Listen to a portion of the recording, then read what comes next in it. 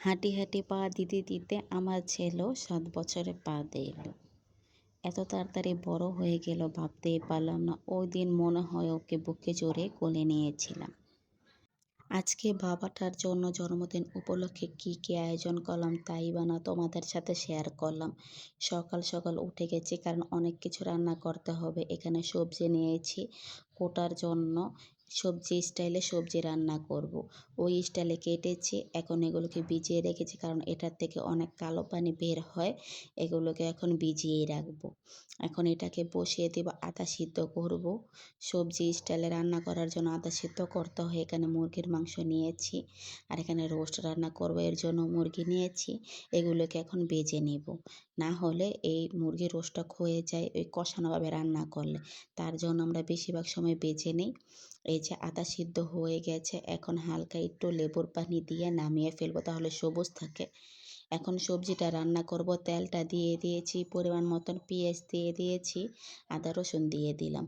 এখন মুরগির মাংসটাও দিয়ে দিয়েছি।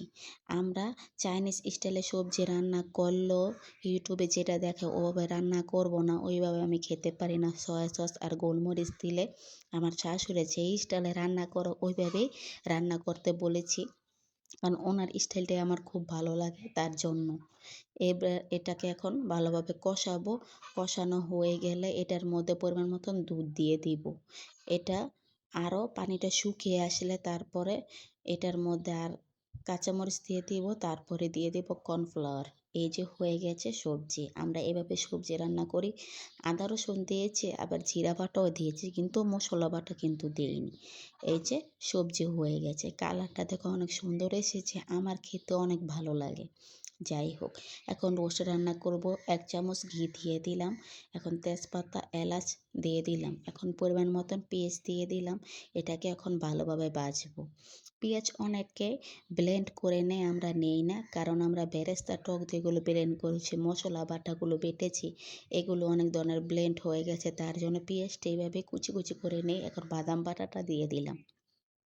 তারপরে পরিমাণ মতন সব মশলা বাটা, জয়ফল, জয়ত্রী, কালো গোলমরিচ, এলাচ, শাহি জিরা, এগুলো সব বাটা দিয়ে দিলাম। জিরা বাটা, মশলা বাটা সব বাটাই দিয়ে দিই। এটাকে এখন ভালোভাবে কষাবো।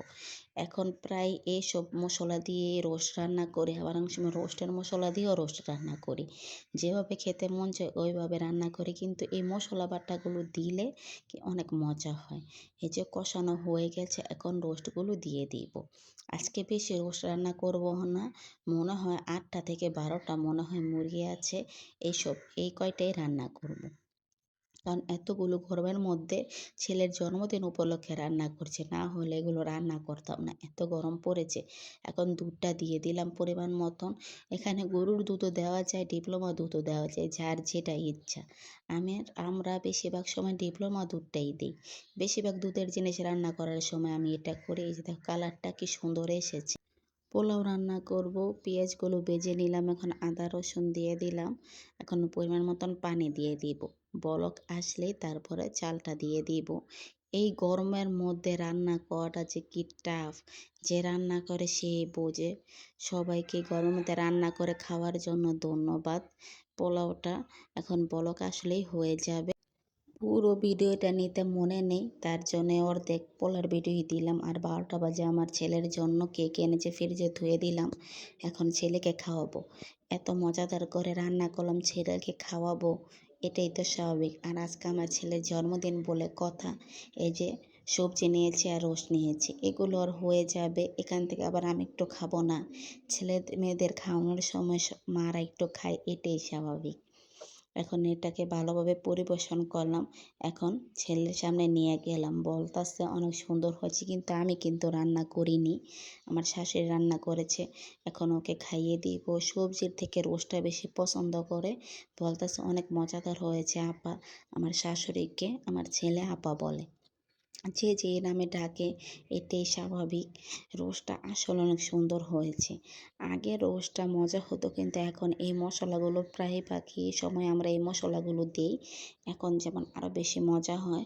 সবজিটা অনেক মজাদার হয়েছে। বিকেলে আমার মামা শ্বশুরা এসেছিল মিষ্টি দই নিয়ে। দইটা এনেছে ভালো কথা, মিষ্টিটা কেন আনলো যাই হোক, দুইটা গরমের মধ্যে খেতে খুব ভালো লাগবে। এই যে কেক আনলাম, এখন সবাই কেক কাটবো। সে তো মহা খুশি, রবটের মতন বসে রয়েছে, দেখো তো। যাই হোক, আমার শাশুড়ি আর আমার হাজবেন্ড মিলে কেক কাটবে আর আমি ভিডিও করছি, কারণ আমার শাশুড়ি তো আর ভিডিও করতে পারবে না। আর সবাই যে যার কাজে ব্যস্ত, তার জন্য সবাইকে আর ভিডিওর মধ্যে রাখা হলো না। সে তো অনেক খুশি। এবার বলেছিলাম সাইকেল কিনে দিয়েছিলাম, কিন্তু কেক আনবো না বলে, থাক, সাইকেল তো কিনে দিয়েছিলে। আমার ছেলে অনেক দায়িত্বশীল, কিছু না বললে ওটা নাই, এটা আর বলবে না যে এটা কিনে দাও নাই কেন। তার জন্য তাকে আরও বেশি গিফট দেওয়া হয়। আমার ছেলের জন্মদিনে সারাদিনটাই যে ভালো কেটেছে, এটাই অনেক। অনেক সময় কান্না করে, অনেক সময় করে, এগুলো ভালো লাগে না। আগে দেখতাম আমার মা আমার জন্মদিনের দিন আমাকে মারতো না, বলতো আজকে তোর জন্মদিন, তার জন্য আজকে তোকে মারবো না। অনেক মারে, এই জিনিসটা করে, কিন্তু আমি ওকে কোনো সময় বলি না, কারণ আমার ছেলে শয়তানি করে না। সে তার দাদিকে না খাইয়ে দিয়ে দেখেন, আগে সেই খাচ্ছে, তারপর আমি বলতাছিলাম তুমি তোমার দাদিকে খাইয়ে দাও। আমার হাজব্যান্ড বলতাছে ওর জন্মদিন ওকে খেয়ে নিক, তারপর ওর দাদিকে খাওয়াবে। আমি বলি তুমিও যেমন বলো অমনই করে। তারপরে সবাই মিলে কেক ভাগাভাগি করে খেলাম, এই আর কি।